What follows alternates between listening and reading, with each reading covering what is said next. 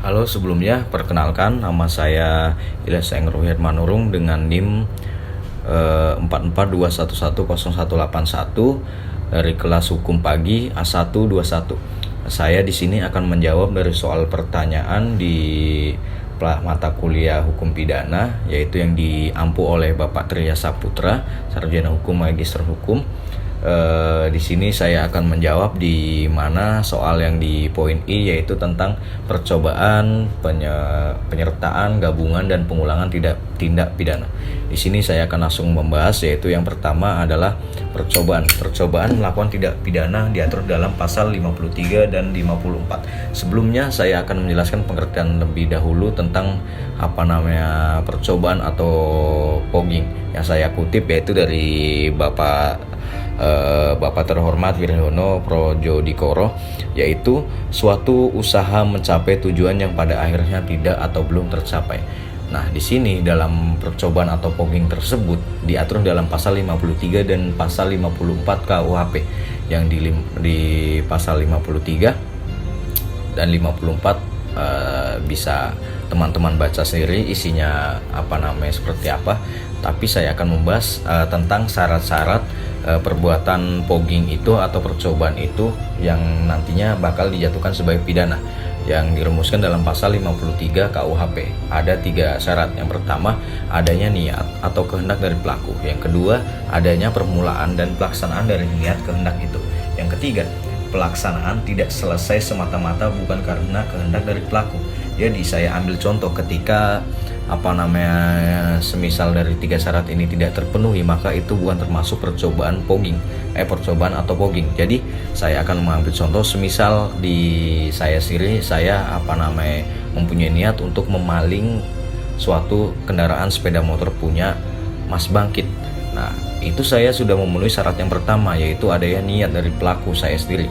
Di syarat kedua, yaitu permulaan pelaksanaan dari niat atau kehendak itu. Jadi permulaan itu saya mengatur strategi, gimana cara saya mengambil, gimana caranya saya lewat mana, atau menggunakan alat apa, atau sejatuhnya saya itu mempunyai mempunyai bagaimana caranya untuk mendapatkan hal tersebut. Saya sudah memenuhi syarat yang kedua. Di syarat ketiga, pelaksanaan tidak selesai semata-mata bukan karena kehendak dari pelaku, yaitu ketika saya mau mengambil motornya Mas Bangkit, ternyata ketahuan sama beliau sendiri, maka saya sudah termasuk mendapatkan kasus, yaitu tentang percobaan memaling atau mengambil sepeda motor punya Mas Bangkit, kayak gitu. Jadi itulah termasuk syarat-syarat dan contohnya. Di poin kedua saya akan membahas tentang penyertaan atau deal naming, yaitu adalah perbuatan pidana yang artinya tidak selalu dilakukan hanya seseorang, yaitu namun terkadang dapat juga diperlakukan oleh beberapa orang. Di deal naming ini ada 6 unsur. Yang pertama, pelaku atas suruhan, nomor 2-nya, nomor 3-nya menyuruh melakukan, nomor 4-nya turut melakukan, nomor 5-nya menggerakkan, nomor 6-nya membantu melakukan. Dalam penyertaan diatur dalam pasal 55 dan 56 KUHP, dan untuk ancaman pidananya ada di dalam pasal 57 KUHP. Di poin ketiga tentang gabungan, artinya atau penyebutannya itu konkursus. Gabungan merupakan keadaan di mana terdapat pelanggaran atas beberapa perbuatan pidana yang dilakukan oleh pelaku. Dalam doktrin hukum pidana terdapat ada 2 perbarengan atau konkursus. Yang pertama, konkursus idealis dan konkursus realis. Untuk konkursus idealis artinya perbuatan yang melanggar lebih dari satu aturan pidana dalam satu waktu. Untuk yang konkursus realis artinya pelaku melakukan lebih dari satu perbuatan pidana, terdapat beberapa ketentuannya, yaitu konkursus realis yang diancam dalam pidana pokok sejenis merujuk kepada pasal 65. Yang kedua, konkursus realis berupa kejahatan yang diancam pidana pokok tidak sejenis, berlaku dalam pasal 66 KUHP. Untuk selanjutnya saya akan membahas di pengulangan tindak pidana.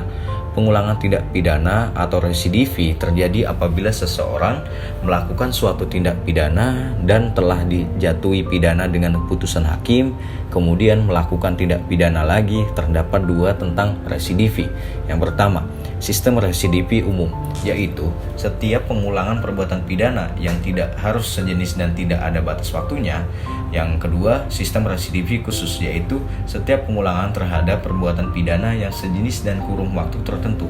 KUHP tidak mengatur tentang sistem residivi, namun mengadopsi sistem residivi khususnya diatur dalam pasal 484, 487 serta 489 dalam KUHP. Oke, sekian yang bisa saya jawab dari hukum pidana yang diampu oleh Bapak Trijaya Saputra. Di poin I saya ambil.